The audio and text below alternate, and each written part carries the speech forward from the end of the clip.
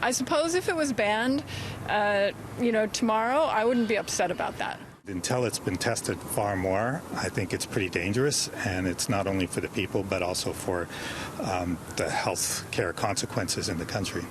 Would you like to see a vaping ban in Canada? A new poll out suggests many Canadians would, with 74% calling for a temporary ban on all vaping and e-cigarette products. From coast to coast, the poll found that 3/4 of all Canadians were for further restrictions on vape and e-cigarette products, with 57% calling for an outright ban on all flavoured vaping products. What I see right now from most Canadians is, let's pause on this. Let's figure out what the long-term health implications are of this particular practice before we allow anybody to do it.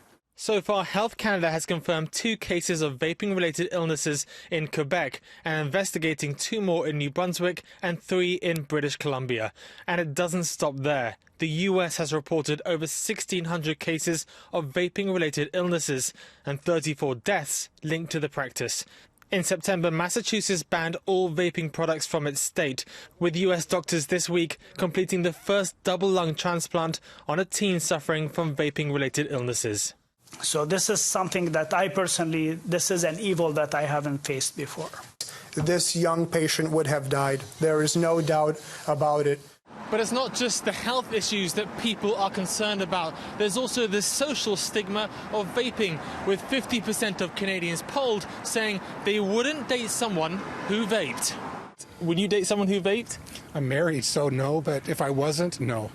Would you date someone who vaped?